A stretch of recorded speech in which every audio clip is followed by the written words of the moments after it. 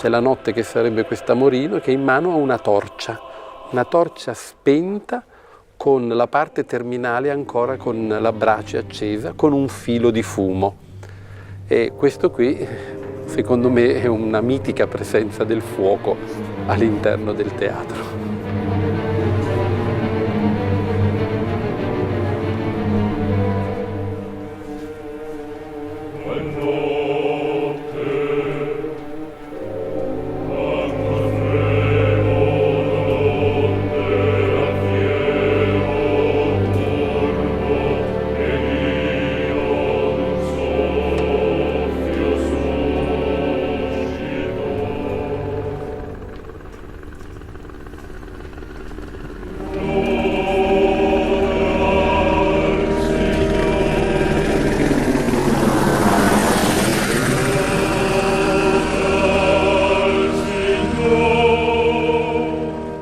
Questo qui è un teatro conosciuto in tutto il mondo, non ci possiamo permettere di fare una cosa così, quindi bisogna essere molto fedeli e soprattutto onesti nel cercare di penetrare quello che era prima, però è come un sogno perché quello che era prima...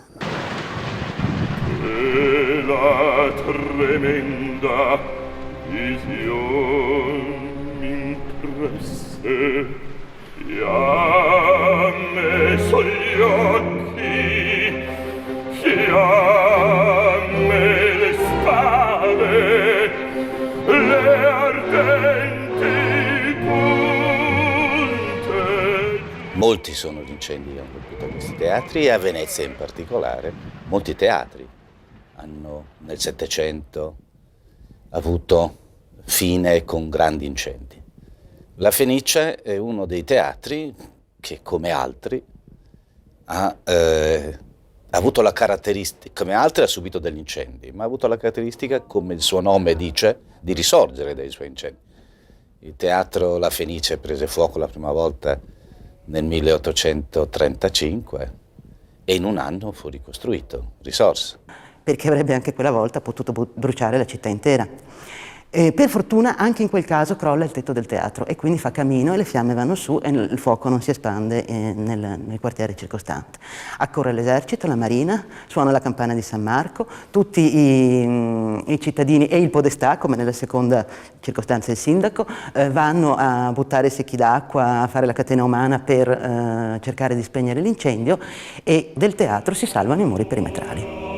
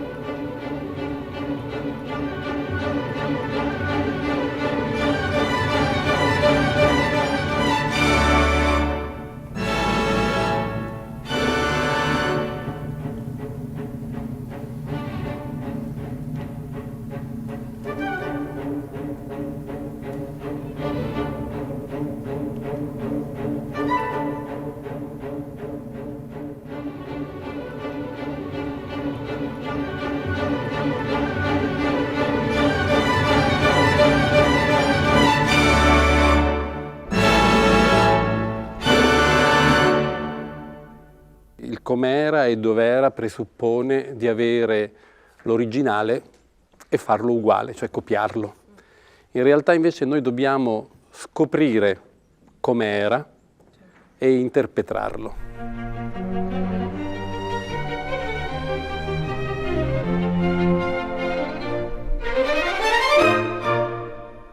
Scoprirlo come? Scoprirlo attraverso i documenti, scoprirlo attraverso l'interpretazione di questo percorso piuttosto complesso, fatto da tanti artisti, e cavarne fuori l'essenza.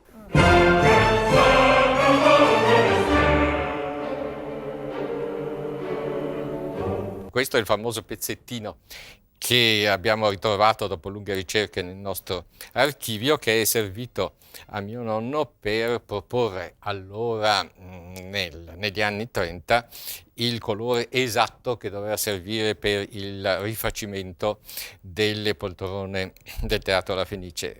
È naturalmente adatto a non bruciare, e quindi ha un particolare finissaggio, rende le poltrone veramente molto belle e soprattutto direi uguali a quelle che c'erano una volta prima dell'incendio. La cosa alla quale dobbiamo pensare adesso è di avere veramente il risultato più alto attraverso il ritrovamento di quella magia che fa l'atmosfera di un luogo, che è l'anima del luogo.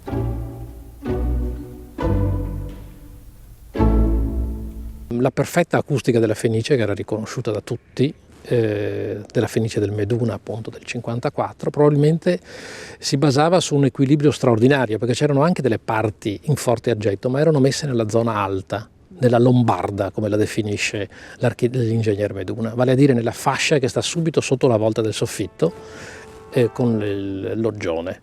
Ecco, quelle figure che adesso stanno rifacendo, figure femminili che si sporgevano, probabilmente lì doveva essere come una specie di conclusione del suono.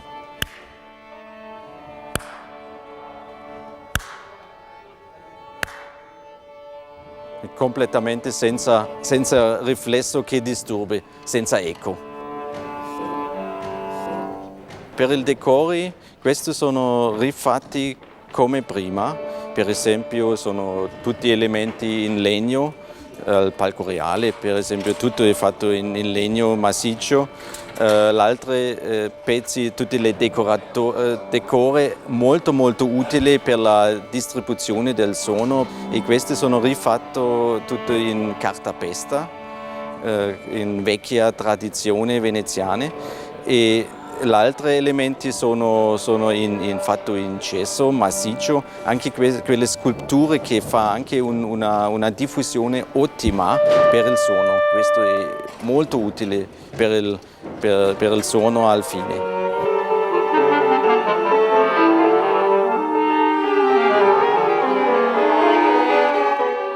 Sono gli unici elementi in gesso all'interno della cavea, perché a causa del suono, a causa dell'interesse per ricostruire l'antico suono che doveva avere la Fenice, cioè la rispondenza al suono, diciamo, acustica, vengono riproposti con molta serietà e con molto rigore i vecchi materiali. Dunque cartapesta, cioè legno, cartapesta e questi elementi perché erano di gesso, sperando che riproponendo l'esatto materiale si abbia ancora quel suono.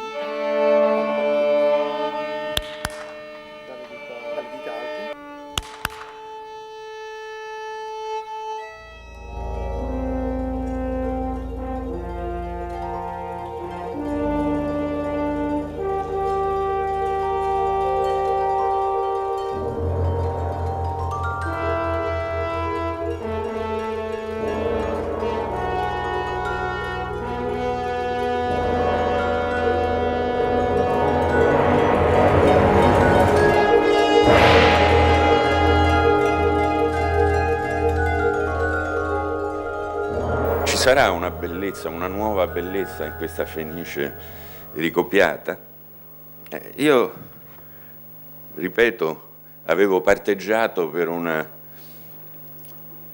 soluzione più libera del problema, cioè che esplorasse i gradi di libertà, anche se poi diciamo, avevo fatto questa considerazione, la Fenice non è crollata, l'involucro esterno è rimasto in piedi, le sale apolline più o meno sono rimaste integre, il restauro filologico che è stato fatto ce le riconsegna in condizioni migliori ancora di quelle in cui ce le ricordavamo.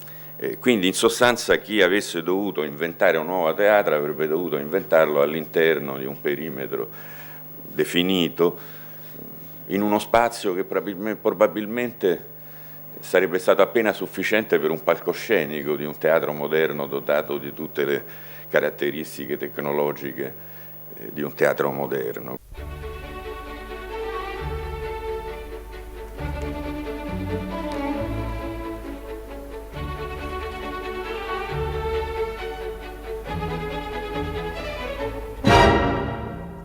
Quindi in questo caso il com'era e dov'era è la cosa più intelligente, la cosa veramente molto assennata e che indica una capacità di uscire da schemi preconcetti, chiamiamoli di comodità, di anche apparire moderni, tra virgolette, mentre è molto più moderno riproporre in questo caso una forma esistente che pensarne a una nuova. Cioè le nuove forme vanno pensate per teatri nuovi. Andava ricostruita la Fenice? Come era, dove era? Penso proprio di sì. È un luogo della memoria grande, importante, è un pezzo troppo significativo di Venezia per lasciarla finire nel fumo. E se chi la sta ricostruendo riesce anche ad aggiungere molte cose che tecnologicamente prima non c'erano, evviva! Quindi la paura di non essere più capace a ricostruirlo stava da una parte forse nella convinzione che era difficile ritrovare artigiani della qualità degli anni del 700-800, per quantità e qualità, sia nella capacità come città di riuscire a rifare un'opera di un'importanza architettonica e strutturale come la Fenice. Le Fenici risorgono e quindi evidentemente non risorgono come originali, inevitabilmente risorgono come copie.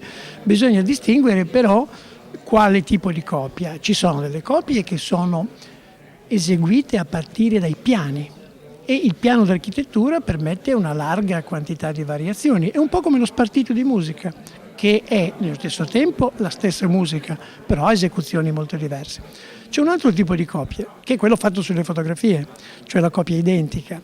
Ecco, io credo che nella riproduzione di un monumento come la Fenice, da una parte ci sia la copia che chiamerei la replica, cioè la replica a partire dagli stessi piani architettonici, ma un po' c'è anche la fotocopia, cioè il facsimile che viene proprio sulla base di fotografie di un tempo.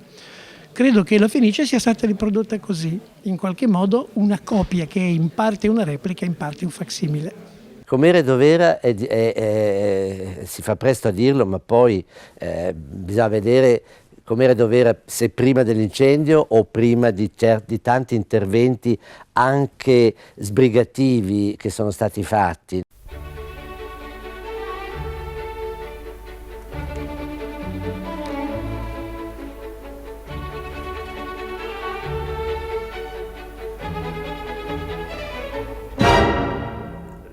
L'incarico di coordinare tutto il lavoro è stato affidato a Mauro Carosi, che ha fatto un lavoro magnifico perché si è documentato in modo perfetto e ha saputo mettere insieme tutti gli artigiani che stanno attualmente lavorando. Devo spendere una parola per questi artigiani che si stanno rivelando straordinari, perché io ho visitato i vari atelier e devo dire che il lavoro che stanno facendo è di grandissima qualità e di un livello eccezionale.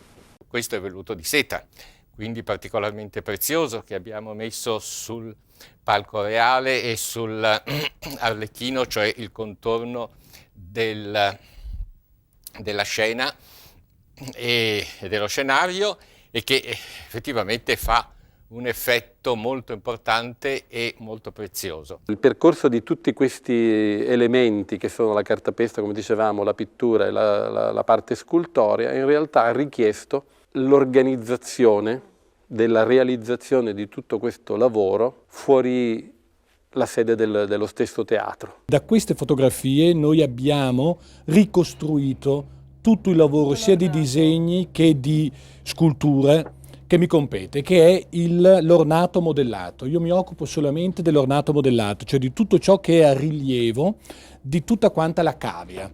Queste superfici sono più grandi, che fa una diffusione anche per le medie frequenze, per esempio 500 Hz e 1000 Hz. Queste piccole strutture servono per le molto alte frequenze, come in questo parapetto in palco reale. In quello spazio sicuramente il teatro italiano setto-ottocentesco, nelle sue forme, è lo spazio che garantisce la migliore acustica. È impensabile inserire in quello spazio un teatro con quella struttura di posti e di spazi per la tecnologia produttiva, eccetera, se non si fa una sala all'italiana, che massimizza la qualità acustica per la forma che questa ha, massimizza qualità di vista e di visione dello spettacolo e di acustica per la forma che il teatro, che qualcuno dice, debba richiami la cassa acustica di uno strumento ad arco. Questi pilastri che fa la divisione verso i palchetti sono molto utili anche per una diffusione del sonoro. Tutto il bordo di queste strutture fa un riflesso. Tutti i palchetti sono diversi in profondità, sono un po' diversi in orientato, le pareti sono sempre girate in modo diverso e questo è sempre utile perché per l'acustica è molto utile da usare diversi volumi, diverse strutture, così sempre lavorare. Io dicono di fare un caos e questo fa un suono perfetto al fine. E ci sembra di poter dire, di opinione diffusa di tutti, che l'acustica della Fenice da questo punto di vista è molto meglio dell'acustica precedente, che già era considerata una gran buona acustica. L'uso dei materiali, l'attenzione ad alcuni particolari ha consentito di dare alla Fenice un'acustica superiore.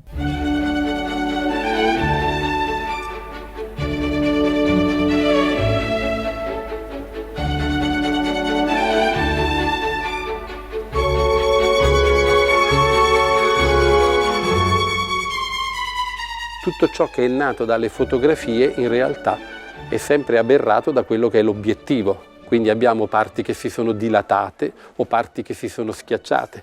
Perché se noi guardiamo per esempio in questo dettaglio qui, questa Nereide, vedete com'è esile, sembra una figura alla Parmigianino di un grande manierismo cinquecentesco. Queste sono quelle deformate dall'obiettivo del fotografo che fece questo scatto. Perché? La fotografia che lui scattò dall'alto è un grandangolo che aveva il suo centro qui. L'occhio deformante del grandangolo ha reso tutto più lungo ciò che stava ai lati. Nella ricostruzione molto utili sono più le fotografie che i disegni in questo caso, con attenzione naturalmente alla tecnica di esecuzione di questo apparato soprattutto plastico, che con i mezzi attuali secondo me può dare la perfezione del calco dell'originale. Io l'ho immaginato come se fosse un luogo boschivo. Ci sono tanti tralci di foglie che si intrecciano, però poi guarda caso ci sono tanti fiori. È un racconto pieno di fantasia. Diciamo che questa riproposizione di un Settecento fantastico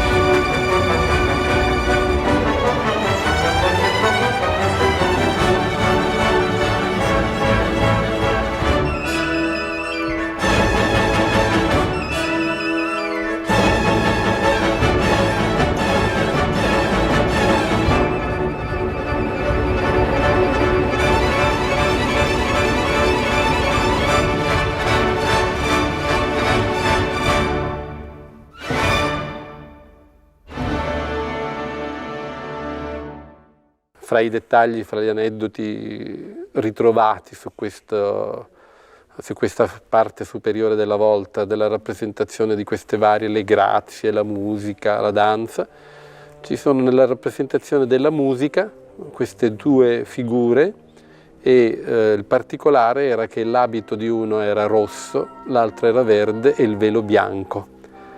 A portare il tricolore all'interno di questo teatro che era con la dominazione austriaca e soprattutto a dire che la musica era quella italiana.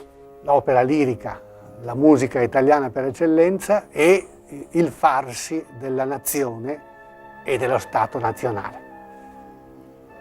Anche studi recentissimi hanno confermato questo non come un luogo comune semplicemente, ma come una verità storica. I legami ci furono strettissimi, furono una delle maniere per esprimere una nazionalità italiana, prima sul piano musicale e successivamente anche sul piano politico e istituzionale.